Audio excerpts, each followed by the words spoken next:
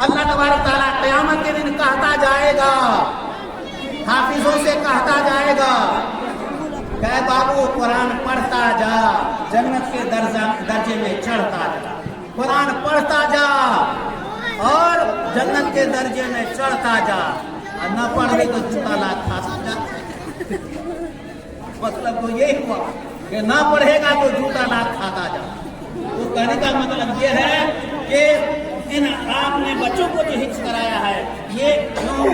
اس بنیاد پر کہ ہمارا مرتبہ نہیں بڑھے گا، پھر یہ کہ اللہ تبارک تعالیٰ سب سے پہلا حافظ ہے، قرآن کی حفاظت کرنے والا سب سے پہلا کون ہے؟ اللہ تبارک تعالیٰ ہے۔ اور اسی طرح سے حافظ قرآن میں قرآن کی جس جگہ میں تعلیم ہوتی ہے وہ مدرسہ ہے، اس مدرسے کی حفاظت کرنے والے آپ لوگ بھی ہیں، چندہ دینے والے لوگ بھی حافظ قرآن میں شامل ہیں۔ میں نے اس کی تفصیل اس سے پہلے آپ حضرات کے سامنے بیان کر دیا ہے کہ علامہ سید محمود آلوسی البغدادی کی لکھی کتاب ہے، اور جو انہوں نے اپنی تفسیر میں اس کی پوری وضاحت کر دی ہے کہ جو لوگ مدرسہ کو قائم کرتے ہیں وہ لوگ قرآن کی حفاظت کرنے والے لوگ ہیں، جو لوگ مدرسے کا اہتمام سنبھالتے ہیں وہ لوگ قرآن کی حفاظت کرنے والے لوگ ہیں۔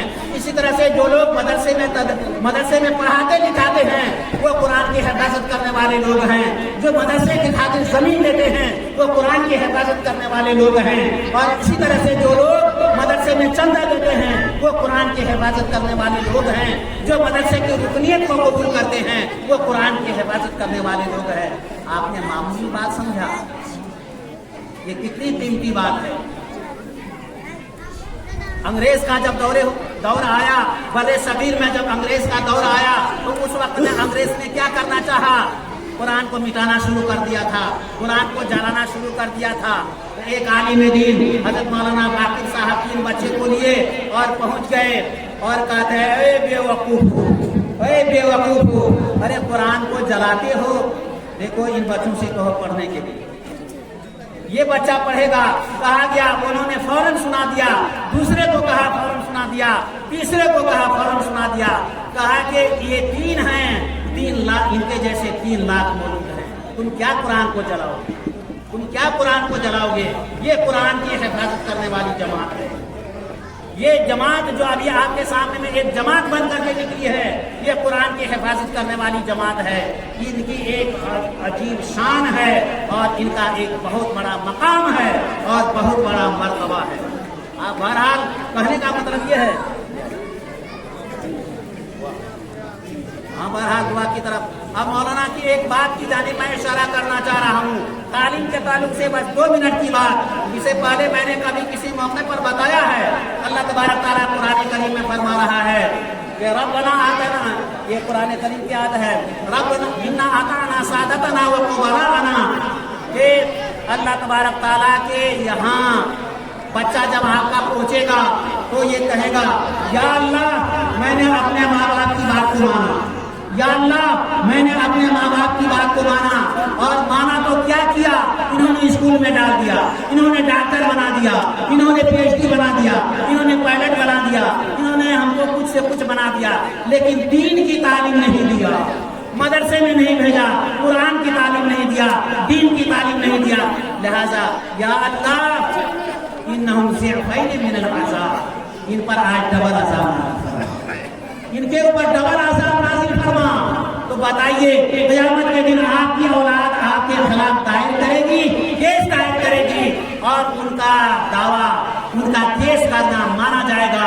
ان کے یعنی آپ کے مخالفت میں جو آپ کی اولاد بولے گی، اللہ تبارک تعالیٰ ان کی بات کو سنتا ہوا چلا جائے گا اور آپ پھنستے بھی چلے جائیں گے۔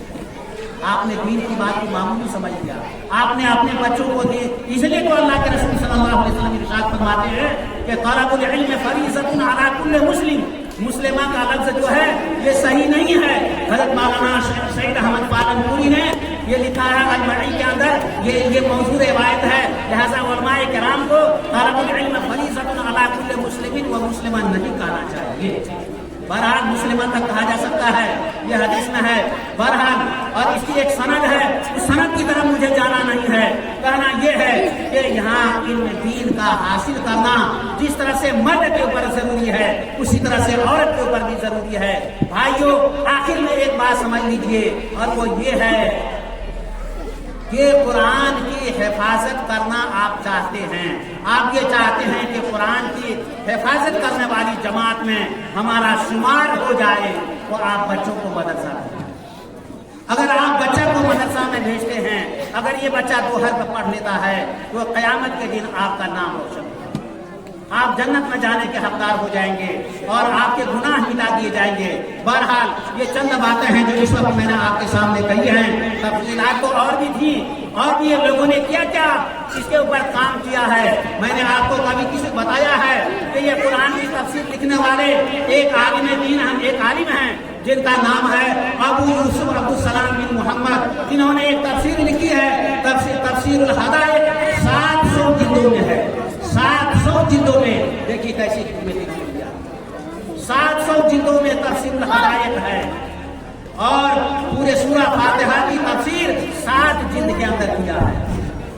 تو بہرحال کام کرنے والے لوگوں نے کام کیا ہے۔ مولانا تقی عثمانی کی کتاب آپ نے پڑھا ہوگا تراشے، اس کے اندر دیکھ لیجیے کہ حسام قلبی کے بارے میں انہوں نے 3 روز کے اندر قرآن پڑھا، یہ حفظ کر لیا ہے۔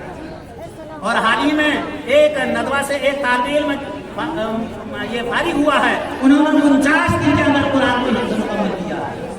اس سے پہلے 55 دن کا ریکارڈ تھا، لیکن ابھی حالیہ دنوں میں یہ ریکارڈ سامنے آیا ہے کہ ندوہ سے فارغ ہونے والا ایک طالب علم اس نے 49 روز کے اندر قرآن کو حفظ کر دیا ہے، مکمل کر دیا ہے۔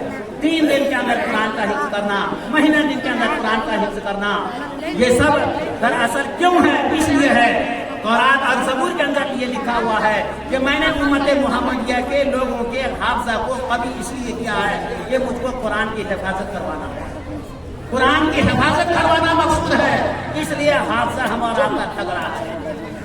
لیکن ہم اور آپ حافظہ کو قرآن، اپنے حافظہ کو قرآن کی تعلیم میں نہ لگائیں اور دوسری چیزوں میں لگائیں تو پھر ایسی صورت میں ہم اور آپ کی پکڑ ہوتی چلی جائے گی۔ بڑا ٹائم زیادہ ہو گیا ہے، اللہ تبارک تعالیٰ آپ کو اور ہم کو ان کہی بات پر عمل کی توفیق نصیب فرمائے۔ وما علینا